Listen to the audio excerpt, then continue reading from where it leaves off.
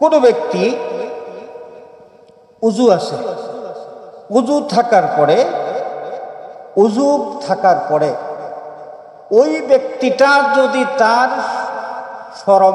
সরঙ্গা তো আমরা বুঝি পুরুষের পুরুষাঙ্গ, কোনো মানুষ তার পুরুষাঙ্গ স্পর্শ করল, পুরুষাঙ্গ স্পর্শ করলে তার উজু থাকবে না উজু ভঙ্গ হয়ে যাবে?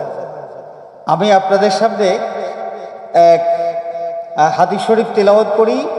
ইমাম মালিক রহমাতুল্লাহ আলাইহি তার সংকলিত কিতাব আল মুআত্তা, এই কিতাবের মধ্যে একখানা হাদিস উল্লেখ করেছেন। হযরতে বুসরা বিনতে সাফওয়ান রাদিয়াল্লাহু তাআলা আনহা থেকে তিনি বলেন যে আমি শুনেছি রাসূলুল্লাহ সাল্লাল্লাহু আলাইহি ওয়াসাল্লাম ইরশাদ করেছেন, ইজা মাসসা আহাদুকুম যাকারাহু ফালইয়াতাওয়াদ্দা।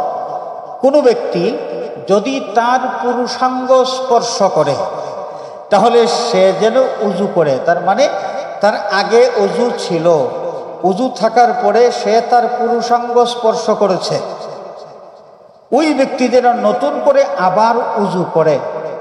এই হাদিস শরীফ প্রমাণ করে যে আগের উজু দ্বারা আর চলবে না, নতুন করে উজু করা লাগবে। এবারে আরেকটা রেওয়ায়েত আপনাদেরকে শোনাই। ইবনু আবি শাইবা রাহিমাহুল্লাহ তার কিতাবের মধ্যে তিনি উল্লেখ করেছেন, আন তালক ইবনে আলী রাদিয়াল্লাহু তাআলা আনহু قال خرجنا وفدا حتى قدمنا على رسول الله صلى الله عليه وسلم فبايعناه। তালক ইবনে আলী রাদিয়াল্লাহু তাআলা আনহু তিনি বলছেন, আমরা একদল মানুষ আল্লাহ রাসূল সাল্লাল্লাহু আলাইহি ওয়াসাল্লামের খেদমতে হাজির হলাম। আমরা নবীদের খেদমতে হাজির হয়ে ইসলামের বায়াত গ্রহণ করলাম, ও সাল্লাইনা মাআহু, এবং নবীজি সাল্লাল্লাহু আলাইহি ওয়াসাল্লামের সাথে আমরা নামাজ আদায় করলাম। ফাজাআ রাজুলুন, এক ব্যক্তি আসলেন, ফাকালা ইয়া রাসূলুল্লাহ, তিনি আল্লাহর নবী সাল্লাল্লাহু আলাইহি ওয়াসাল্লামের কাছে প্রশ্ন করলেন, জানতে চাইলেন, মা তারা ফি মাসসিয যাকারে ফিস সালাত। ইয়া রাসূলুল্লাহ, কোনো ব্যক্তি নামাজ পড়তেছে, এই অবস্থায় তার পুরুষাঙ্গ সে স্পর্শ করল, এই ক্ষেত্রে তার নামাজ কি শুদ্ধ হবে? অর্থাৎ তার উজু কি থাকবে নাকি উজু ভঙ্গ হয়ে যাবে? উজু যদি ভঙ্গ হয়ে যায় তাহলে নামাজও ভঙ্গ হয়ে যাবে, এই ক্ষেত্রে কি হবে এই বিষয়? ফাকালা সাল্লাল্লাহু আলাইহি ওয়াসাল্লাম, আল্লাহ নবী সাল্লাল্লাহু আলাইহি ওয়াসাল্লাম জবাব দিলেন, ওয়া হাল হুয়া ইল্লা বুদআহু আও বুদগাতাম মিনকা। রাসূল পাক সাল্লাল্লাহু আলাইহি ওয়াসাল্লাম জবাব দিলেন যে পুরুষাঙ্গ এটা তো তোমার অন্য অঙ্গে, তোমার শরীরের একটা অংশ। তোমার হাত যেভাবে তোমার শরীরের অংশ, ঠিক সেভাবে পুরুষাঙ্গ এই পুরুষের দেহেরই অংশ। তো হাতের মধ্যে স্পর্শ করলে যদি ওযু না ভাঙে, তাহলে পুরুষাঙ্গ স্পর্শ করলে ওযু ভাঙবে কেন? কোনো সমস্যা নাই। আমরা যাব কোন দিকে?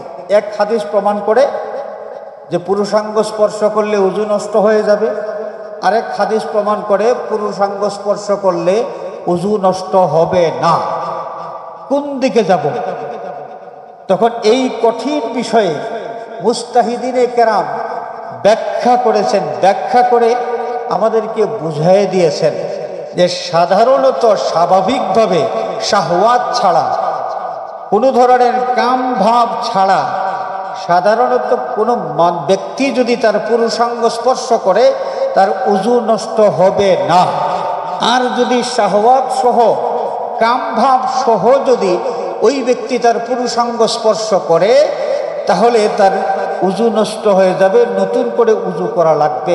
আল্লাহ নবী সাল্লাল্লাহু আলাইহি ওয়াসাল্লাম এই যে দুই হাদিসের মধ্যে দুইটা অবস্থার কথা বুঝিয়ে দিয়েছেন। হাদিসের এবারতে এই কথা তো লেখা নাই, কিন্তু মুস্তাহিদিন যারা তারা গবেষণা করে এই রহস্যটা উদ্ঘাটন করেছেন।